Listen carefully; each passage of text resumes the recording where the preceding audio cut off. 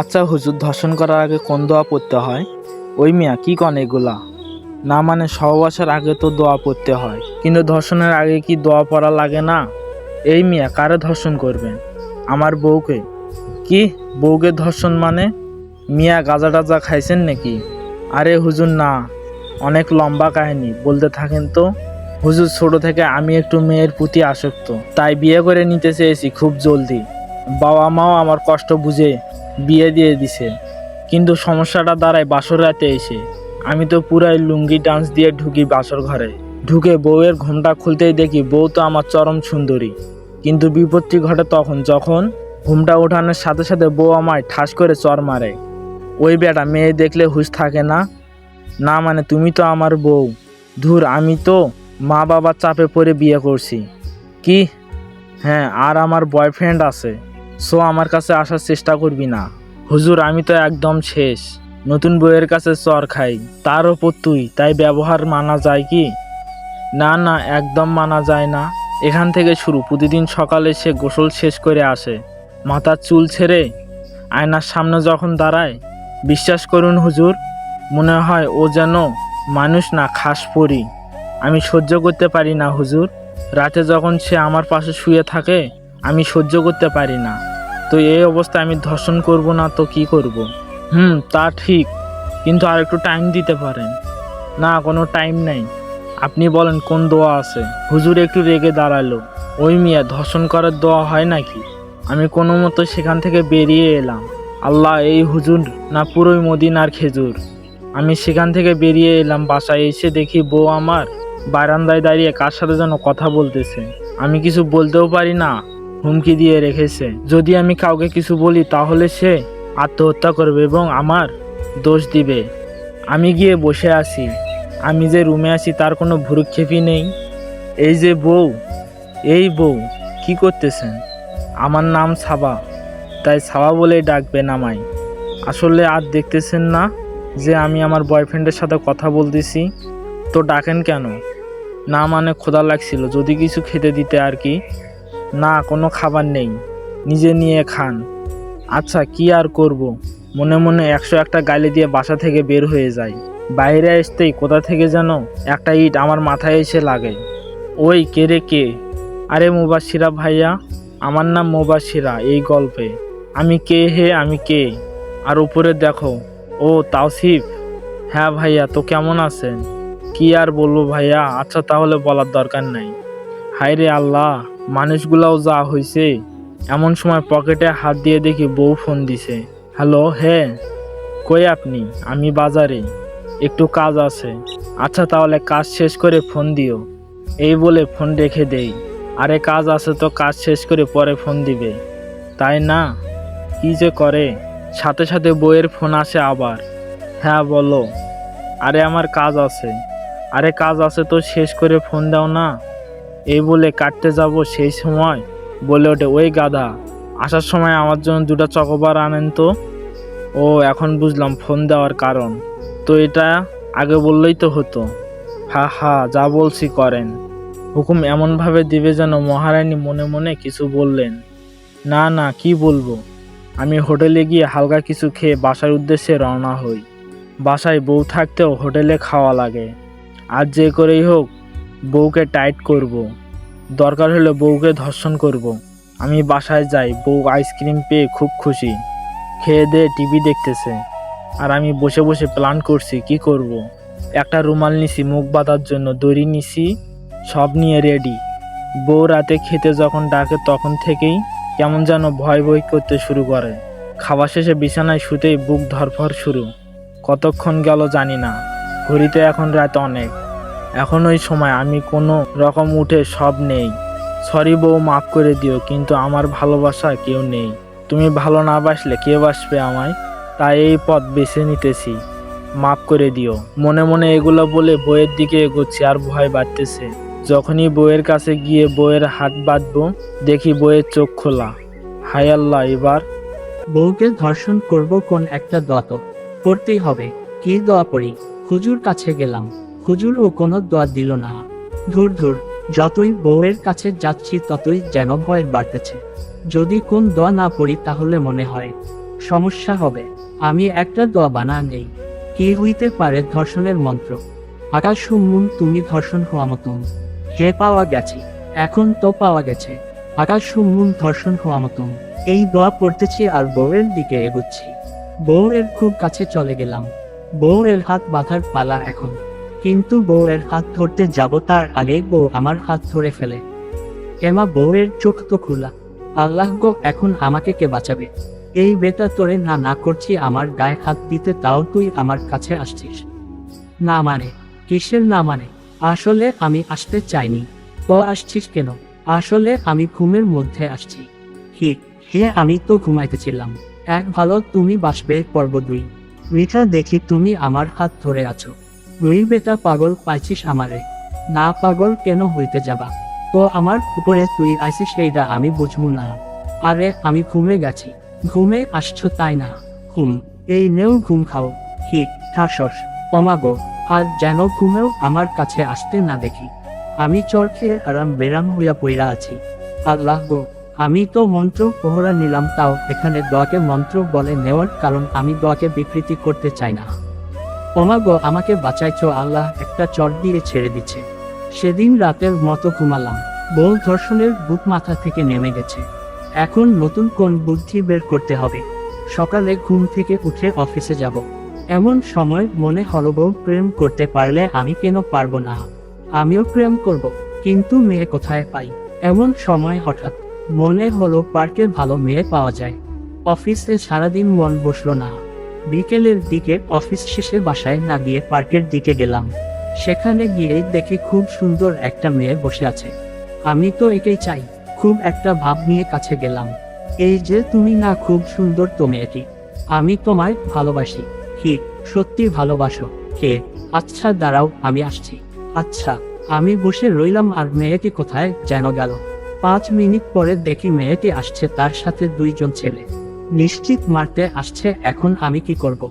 মেয়েটি কাছে এসে আমার মতো ঢং করে বলতে শুরু করলো, তুমি না খুব সুন্দর, আমি তোমায় ভালোবাসি বুঝছি রে। আমার ভাব নিয়ে আমারে মায়ের খাওয়াবো মনে মনে, সরি আমার বউ আছে, আমি তোমায় ভালোবাসতে পারবো না। আমি বলে বসা থেকে উঠে হাঁটা ধরলাম। পিছনে একবার ও তাকায়নি। পিছন থেকে চেঁচামেচির আওয়াজ আসছে। হায় রে আল্লাহ, কোন রকম বাঁচাইছে আজকে। প্রেমের ভূত ও মাথা থেকে নামলো। বুঝেছি আমার বউকে প্রেমে ফেলতে হবে। বাসায় গেলাম। বউ আমার খুব সুন্দর করে সেজে বসে আছে। কি গো, এত সুন্দর করে সেজে রয়েছো কেন? আজ আয়ান আসবে। আয়ানকে আমার বয়ফ্রেন্ড, ও আমার বাসায় কেন আসবে? বাসা এখন তোর না আমারও আছে। তোমার কেমনি মেয়ে চুপ বিয়ে করছিস? এখন বাড়িতে যতটুকু তোর অধিকার ততটুকু আমার। এর মধ্যেই কলিং বেল বেজে উঠল। দরজা খুলতেই দেখি খুব সুন্দর একটা ছেলে। ওকে দেখে তো আমারই হিংসা হচ্ছে। ঘরে ঢুকেই ও সাবাকে হাত করলো। সাবা বাবু, কতদিন পরে তোমায় দেখলাম, কেমন আছো তুমি? ভালো বাবু, কত মিস করতেছি তোমায়। বাবু, তুমি ওকে ডিভোর্স কবে দিবা? বা আমার সামনে আমার বউকে ডিভোর্সের কথা বলতেছে এই মিয়া চুপ। বা আমার বাসায় এসে আমাকেই গরম দেখাচ্ছে মনে মনে। ওরা 2 জন বসে নাস্তা করলো আর আমি ঘরে বসে আছি। হঠাৎ বাহিরে উকি দিতেই দেখি আয়ান সাবাকে কিস করতে চাচ্ছে। আমার যেন রাগ আর সহ্য হচ্ছে না। এত রাগ সহজে ওঠে না আমার বউকে অন্যজন কিস করবে এমন সময় পাশে থাকা ফুলের টবটা নিয়ে এগুচ্ছি। আজ হারামিকে মেরাই ফেলবো এই নিয়ত করে আমি এগুচ্ছি। আর আমার বাড়িতে এসে আমার বউকে কিস করা হচ্ছে। আরে হারামি, দাঁড়া, তোকে মজা দেখাচ্ছি। আমার রাগ আর কন্ট্রোল হচ্ছে না। ইস, কি করি? এমন সময় হাতের কাছে ফুলের টব দেখতে পাই। আজ এটা দিয়ে মাথা ফাটাবো। আমি ফুলের টব হাতে নিয়ে এগোচ্ছি, কিন্তু দরজার কাছে যেতেই দেখি সাবা আয়ানকে বলতেছে, আয়ান এগুলো এখন না তো কখন? আয়ান, আমার বিয়ে হয়ে গিয়েছে, অথচ এখনো আমার স্বামীকে ছুতে পর্যন্ত দেইনি। আর তুমি কিনা চাইতেছো আমি তোমায় বিয়ের আগে কিস করি? তো করতেই পারি, কারণ আমার একে অপরকে ভালোবাসি তাই ছুতে দিচ্ছি। অন্য কেউ এমন করলে হাত ভেঙে দিতাম। সাবা, তুমি প্রমাণ চাইছিলে যে বিয়ের পরেও আমি ঠিক আছি কি না, প্রমাণ পাইছো? হ্যাঁ, পাইছি। এখন যত দ্রুত সম্ভব বিয়ের প্রস্তুতি নাও। আচ্ছা। আয়ান চলে গেল বাসায়। আয়ানের প্রতি সাবার ভালোবাসা দেখে যেন মুবাশির এর হিংসা হতে শুরু করলো। তারও মনে হতে লাগলো, ইস, যদি এমন করে আমায় কেউ ভালোবাসতো। আমি ঘুমিয়ে যাই। পরের দিন সকাল সকাল উঠে অফিসে যায় মুবাসির, সে বসে আছে আর সাবার কথা ভাবছে। জীবনে প্রেম করিনি, কিন্তু এখন কেন যেন মনে হচ্ছে সে প্রেমে পড়ে গেছে। এমন সময় তার এক বন্ধু ফোন দেয়। হ্যালো মুবাসির। হ্যাঁ বল। শোন, আজ একটু দেখা করতে পারবি? কখন? বিকেলের দিক। আচ্ছা। কাজে মনোযোগ দিলাম, বিকেলের দিক বের হলাম বাহিরে। বন্ধুর সাথে দেখা করতে হবে, সে গাড়ি নিয়ে অপেক্ষা করতেছে। আমি কাছে যেতে সে দরজা খুলে দিল। আমি চুপচাপ বসে আছি। কিরে, তোর মন এত খারাপ কেন? দোস্ত, প্রেমে পড়ে গেছি। কি, সত্যি? শালা, তোরে সারা জীবন বলে প্রেম করাতে পারলাম না, এখন বলতেছিস প্রেমে পড়ছিস? তো কি করতে হবে? মেয়েটাকে পটাই দে। এই ব্যাপার? আচ্ছা, নাম ঠিকানা দে। নাম সাবা, ঠিকানা আমার বাসা। কি, তোর বাসা মানে? আরে, আমি আমার বইয়ের প্রেমে পড়ছি। ওই বেটা, মজা লস? ভাই সত্যি? ভাই, বউয়ের প্রেমে সবাই পড়ে। তাই? কিন্তু আমার বউ আরেকজনকে ভালোবাসে। কি?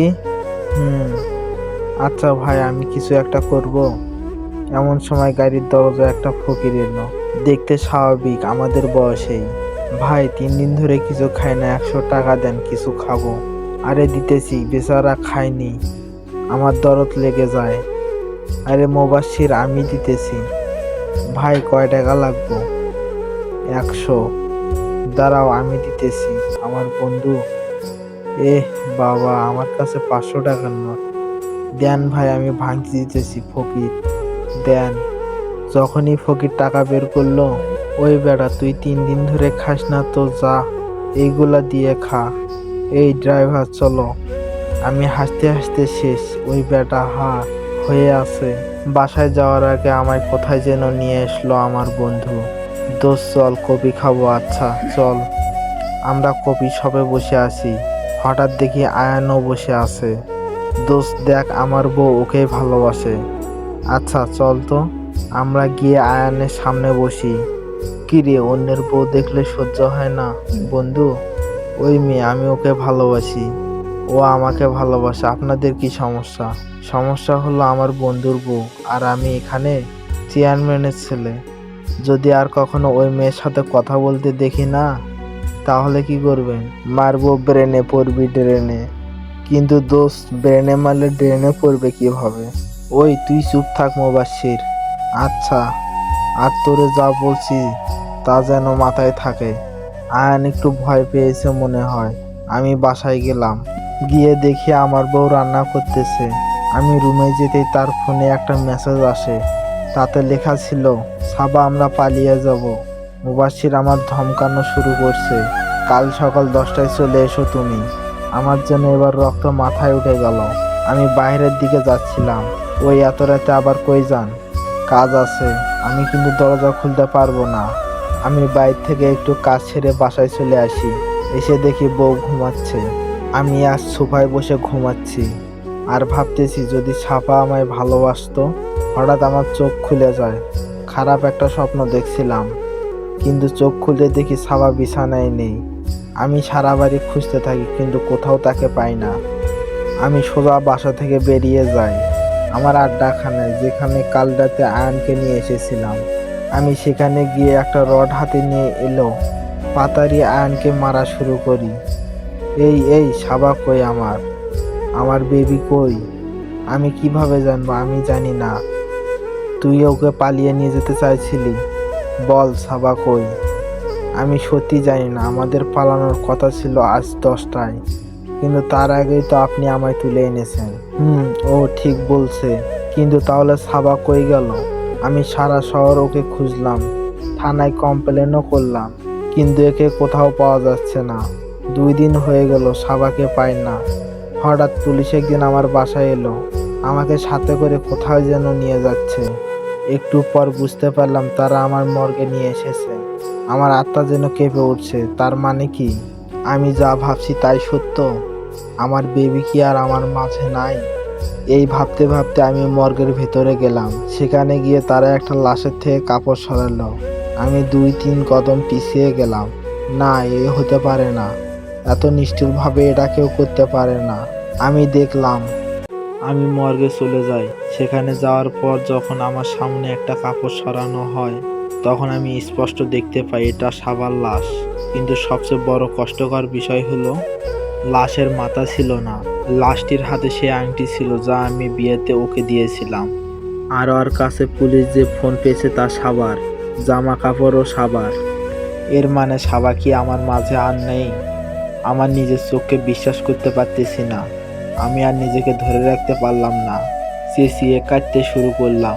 এ কি করে হয়ে গেল? যাকে আমি ভালোবেসেছি সেই কি আমার থেকে দূরে সরে যায়? ও সাবা, সাবা উঠো না, আমি যে আর পারতেছি না। মুবাশশির থাম। ফারহান তুই জানিস আমি ওকে কত ভালোবাসি, কিন্তু ও চলে গেল কি করে? মুবাশশির শান্ত হ। এতদিন ধরে ওর সাথে আছি। ও স্বামীর অধিকার না দিলেও আমি তো ওকে স্ত্রী মানতাম। কে করছে ওর এই অবস্থা?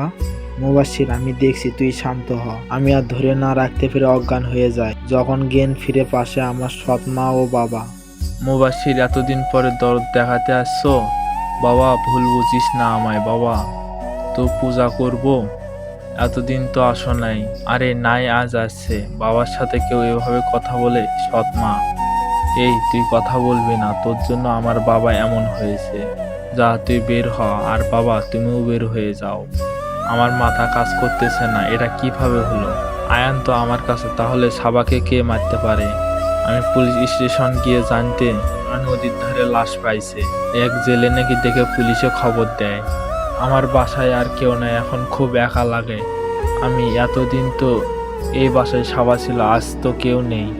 আমি এখন কিভাবে থাকবো? কে আপনি? আমাকে কেন আনছেন তুলে? আজ থেকে এখানেই থাকবে তুমি। না, আমি থাকবো না। যা বলছি না শুনলে তোমার পরিবার বিপদে পড়বে। সাবা, তুমি চাও না তোমার মা ভালো থাকুক? মানে আজ থেকে এটাই তোমার বাসা। যদি চালাকি করো তাহলে তোমার মা বিপদে পড়ে যাবে। না প্লিজ, আমার মাকে কিছু করবেন না। করব না ঠিক, কিন্তু আমার পরিবারের সাথে আমার গার্লফ্রেন্ড হয়ে থাকতে হবে। কি? হ্যাঁ, আর কিছুদিন পরে তোমায় আমি বিয়ে করব। কি? হ্যাঁ, কিন্তু আমি তো বিবাহিত। No problem. এখন চলো আমার সাথে। কোথায় যাব? আমার বাসায়। আচ্ছা। হাই মা, কি রে, কইছিলি? মা তুমি বউ চাইছিলে না?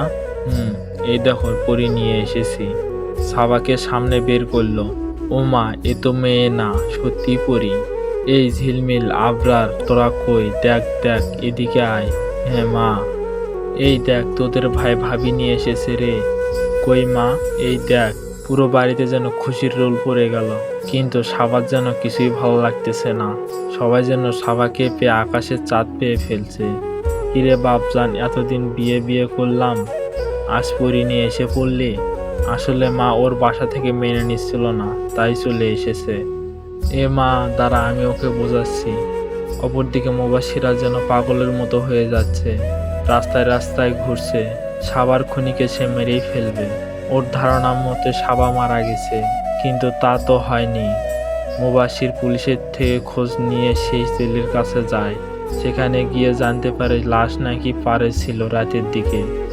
এরপর সে ফরেন্সিক ডিপার্টমেন্টে যায়। সেখানে জিজ্ঞাসাবাদ করে জানতে পারে লাশ নাকি 7 দিনের পুরনো, কিন্তু সাবা তো পালিয়েছে 6 দিন হলো। মুবাশশিরের কিছুটা খটকা লাগে। সে রাস্তায় বের হয়, হাঁটতে হাঁটতে বাড়ি যাবে।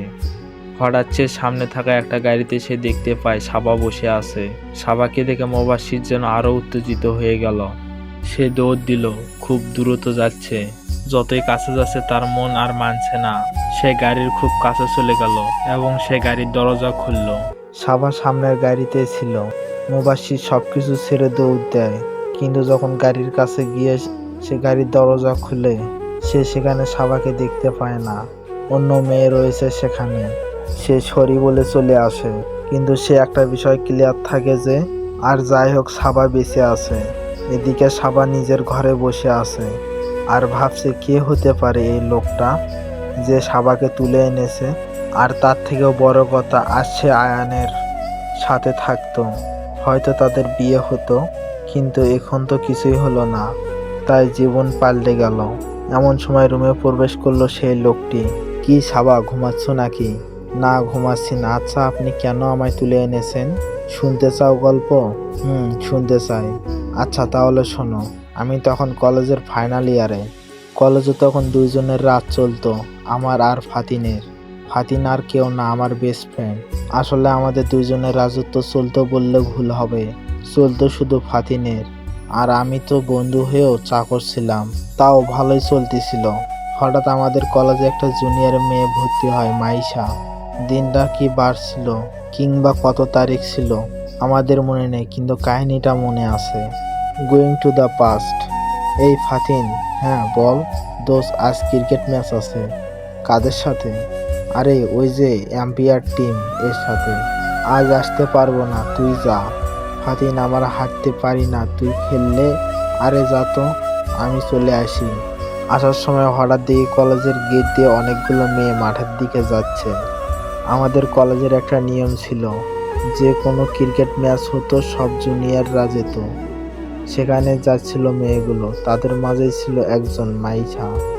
আমি না চাইতেও মুখ দিয়ে ওয়াও শব্দটা বেরিয়ে আসে। আরে দোষ, সত্যি তো ওয়াও রে মেয়েটা। ফাতিন, তুই? হ্যাঁ দোষ, আমি। মেয়েটারে ভালো লাগছে। দোষ, তুই তো জানিস মেয়ে মানে আমি সেখানে। কি? আরে চল, খেলতে হবে। ফাতিন সেদিন অনেক ভালো খেলছে। খেলার পর ফাতিনকে মাইশা ডাক দেয়, এই যে মিস্টার, হ্যালো, আমাকে ডাকতেছেন? আপনাকে? বলেন। 50টা টাকা দিন। কেন? ফাতিন বলল। আরে আমি বাজি ধরছিলাম, আপনি তো ডাক মারবেন, কিন্তু মারেন নাই। আপনার জন্য আমার টাকা লস গেছে, এখন টাকা দেন। আরে বাস, বাজি ধরবেন আপনি আর টাকা দেব আমি? হ্যাঁ, আপনাকেই দিতে হবে, জলদি দেন। ফাতিন সবার সামনে কথা বলতে পারলেও যেন সেদিন একদম চুপচাপ মেয়েটিকে টাকাটা দিয়ে দেয়। 2 দিন পর আবার ম্যাচ হয়। সেই ম্যাচে ফাতিন ইচ্ছে করে ডাক মারে। এইবারও মেয়েটি ডাকে, এই যে হ্যালো। হ্যাঁ বলুন। আজ 100 টাকা দেন। কি প্রতিদিন টাকার পরিমাণ বাড়ে নাকি? হ্যাঁ, আজ 100 টাকা ধরছিলাম যে আপনি 50 করবেন, কিন্তু ডাক মারছেন এখন আমার। টাকা দেন। আহ! ফাতিন সেদিনও টাকা দিয়ে দেয়। কিছু করার নেই তার, সে যেন একদম চুপ বাচ্চার মতো লাগছে। কিরে, মাইয়া পছন্দ হয়েছে? ধুর ফাতিন। ফাতিনের মাইশাকে পছন্দ হয়ে যায় এবং আশ্চর্যজনকভাবে কিছুদিনের মাঝেই তাদের রিলেশন শুরু হয়ে যায়। ভালোই চলছিল তাদের রিলেশন। ফাতিন সারাদিন মোবাইল নিয়ে পড়ে থাকতো। হঠাৎ একদিন আমার পাড়ার বড় ভাই আলিফ ভাইয়ের ছোট ভাই মানে আরমান ভাইয়ের সাথে ফাতিনের ঝগড়া লাগে। ঝগড়ার কারণ সে মাইশাকে টিস করছে। এক পর্যায়ে ফাতিনের রাগ বেশি হয়ে গেলে সে খুন করে ফেলে। ঘটনায় খুন সহজে সে চাপা দিয়ে দেয়, অ্যাক্সিডেন্ট বলে। কিন্তু সবচেয়ে কষ্টের বিষয় হলো কিছুদিন পর আলিফ ভাই চুপ থাকেনি। তার ভাইয়ের মৃত্যুর কারণ শুনে সে চুপ করে থাকেনি। সেদিন খুন বৃষ্টি হচ্ছিল কলেজে।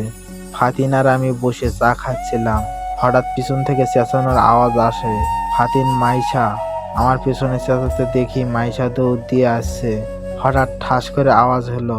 আওয়াজটা ছিল গুলি করার। হ্যাঁ, পিছন থেকে আলিফ ভাই গুলি চালাইছিল মাইশার ওপর। আমি আর ফাতিন দৌড়ে মাইশার কাছে যাই, কিন্তু মাইশা তখন প্রায় শেষ। ফাতিন মাইশাকে উঠাতে যাবে, তখনই মাইশা বলে ওঠে, ফাতিন, আমি আর বাঁচবো না, কিন্তু যাওয়ার আগে এইটুকু বলে যাই, প্লিজ তুমি এই মারামারি দুনিয়া থেকে বেরিয়ে যাও। আর আমার কসম, তুমি আমার মৃত্যুর প্রতিশোধ হিসেবে কিছুই করবে না। আর হ্যাঁ, খুব সুন্দর একটা মেয়েকে নিয়ে সুখে থাকবে। আমি সবসময় তোমার পাশে থাকবো।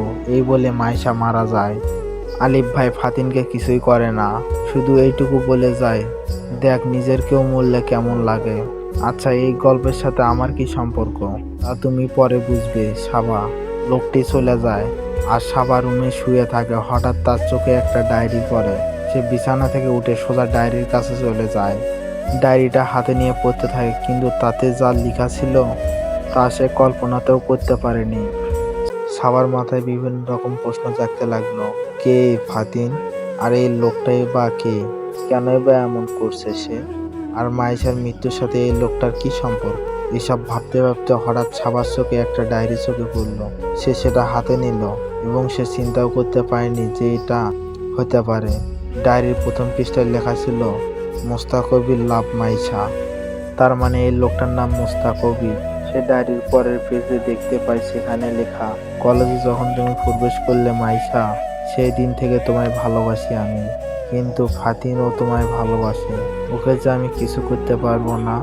2-3 পৃষ্ঠা পর আবার লেখা, আজ তুমি ফাতিনের গার্লফ্রেন্ড। আমার সামনে তোমরা হাসছো, খেলছো। তোমায় আমি কিছুই করতে পারতেছি না, কিন্তু সহ্যও করতে পারতেছি না মাইশা। এরপর অনেকগুলো পৃষ্ঠা সাবা উল্টালো, কিন্তু শেষের দিকে গিয়ে লেখা, সরি মাইশা, তোমায় মারতে বাধ্য হলাম। আমি অনেক ভালোবাসি তোমায়, তাই ফাতিনের সাথে তোমায় দেখে সহ্য করতে পারলাম না, মাফ করে দিও আমায়। সাবা যেন এটা পরে বিরাট রকমের একটা শক খায়। তার মানে এই লোকটাই মাইশাকে মেরেছিল, কিন্তু এই ফাতিনটাই বা কে, আর আমাকে কেন ধরে আনা হয়েছে? সাবার জন্য মাথা ফেটে যাচ্ছে। এদিকে মুবাশশিরা রাস্তা দিয়ে যাচ্ছে, হঠাৎ তার সামনে একজন লোক পড়ে, তারই বন্ধু। সে মুবাশশিরাকে দেখেই দৌড় দেয়। মুবাশশিরা বড় রকমের শক খায়, ও তো মারা গেছিল, তাহলে এখানে কিভাবে? মুবাশশিরা আর পিছু নেয় এবং কিছু দূর যাওয়ার পরে তাকে ধরে ফেলে। কি রে, দৌড়াচ্ছিলি কেন? আর তুই না মারা গেছিলি? ভাই ভাই, আমায় মাফ করে দে। কি করছিস তুই বল। আসলে ভাই, তারপর মুবাশশিরাকে তার বন্ধু এমন কিছু বলে যা শুনে মুবাশশিরের মাথা খারাপ হয়ে যায়। এই কি করে সম্ভব? এই কি মোস্তাক কবিরের মা সাবার সাথে তার বিয়ের সব প্রস্তুতি করে ফেলছে? কি রে মা, তোর মন খারাপ লাগতেছে? মোস্তাক কবিরের মা: না আন্টি, সমস্যা নেই। আরে মা, বলেই ডাকতে পারো আমায়। আর 2 দিন পরে তো আমায় বৌমা হবে। আর হ্যাঁ, তোমার মা বাবাকেও আমরা মানিয়ে নেব। এই বলে মোস্তাক কবিরের মা চলে গেল। বাড়ির সবাই বিয়ের প্রস্তুতি নিচ্ছে, আর সাবা শুয়ে শুয়ে আয়ানের কথা ভাবছে। আজ হয়তো সে আয়ানের কাছে থাকতো, কিন্তু আয়ানের কি সাবার কথা একটু মনে হচ্ছে না? সাবা কাঁদছে, কিন্তু সেই কান্না তো আয়ানের কান পর্যন্ত পৌঁছাচ্ছে না। মুবাশশির আয়ানকে ছেড়ে দিচ্ছে। সবার মতো সেও জেনে গেছে যে সাবা মারা গেছে। এরপরে আর তাকে দেখা যায়নি। আজ সাবা আর মোস্তাক কবিরের বিয়ে। সবাই খুব খুশি। কি ভাবি, রুমে রেডি হচ্ছ না কেন? চলো আমরা রেডি করে দেই তোমায়। সাবার হবু ননদ এরা সাবাকে রেডি করতেছে। পার্লার থেকেও লোক আসা শুরু হয়ে গেছে। সব সাজগোজ শেষ। সাবা বসে আছে মোস্তাক কবিরের সামনে। কাজী সাহেবও আছেন। এমন সময় হঠাৎ সদর দরজায় কেউ প্রবেশ করলো। থামুন মিস্টার ফারহান, মোস্তাক কবির নীল সাহেব। ফাতিন তুই, মুবাশশির তুমি? একসাথে বসে মোস্তাক কবির আর সাবা। মোস্তাক কবিরের মুখে মুবাশশির এর ফাতিন শুনে বড় ধরনের একটা ঝটকা খায় সাবা। হ্যাঁ, আমি ফাতিন মুবাশশির ইসকাম। সবার মাথায় কিছু কাজ করতেছে না। কি হচ্ছে এটা? কাহিনী কি? মুবাশশিরা হলো তাহলে ফাতিন? কিন্তু এত কিছু কেন হলো? আমাকে কেন কিডন্যাপ করা হলো? সবার মাথায় বিভিন্ন রকম প্রশ্ন ঘুরতেছে। কেন মোস্তাক কবির আমাকে তুলে নিয়ে এলো? আর এই ছেলেটা কি ফাতিন?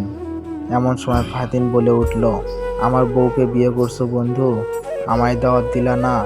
ফাতিন দেখা দেখি টাইম নাই। তুই তো সেই নিস রে, তোর থেকে কমই আছে। আমি কি করছি? কি করছিস তুই? আমার ভালোবাসাকে কেড়ে নিছিস। তুই ফাতিন, আমার জীবন নরক করে দিছিস। তাই? হ্যাঁ, তোর জন্য আমি আমার নিজের ভালোবাসাকে নিজের হাতে মারছি। আর আমি তোকে জীবনে মাফ করব না।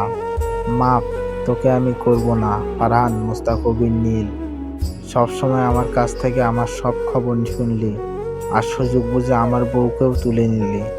হ্যাঁ হ্যাঁ, সব প্ল্যান আমারই ছিল। তুই নতুন করে ভালোবাসতে শিখছিস, নতুন কাউকে ভালোবাসবি, সুখে থাকবি, আমি হতে দেব জীবনেও না। তাই সবাইকে কিডন্যাপ করি। তুই যেমন আমার ভালোবাসাকে কেড়ে নিসলি, আর আমি তোর বউকে কেড়ে নিছি। আর সবার লাশ বানিয়ে আরেকজনকে লাশ রেখে দেই, যাতে দুনিয়ার সবাইকে মৃত্যু ভেবে আরও আমার থাকে।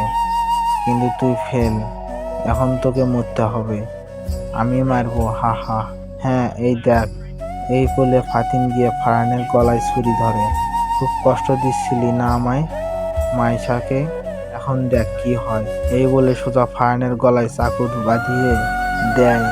বিয়ের অনুষ্ঠানে অনেকেই ছিল, কিন্তু মুখ কেউ খোলেনি। আসল খুনিও ধরা পড়েনি। ফাতিন সাবাকে নিয়ে চলে আসে। কিন্তু সাবা তো এসে আয়ানকে দেখবে বলে বসে আছে। ফাতিন সাবাকে একটা ভিডিও দেখায় আয়ান আর এক মেয়ের সাথে। সাবা যেন এটা বিশ্বাস করতেই পারছে না। সাবাও অনেক কাঁদে সেদিন ফাতিনের কাঁধে মাথা রেখে। ফাতিন আর কিছুই বলে না, শুধু মনে মনে ভাবে এখন আমায় তুমি ভালোবাসবেই। তো এভরিওয়ান, গল্পটা এই পর্যন্ত সমাপ্ত করা হলো। আশা করি ভালো লাগবে।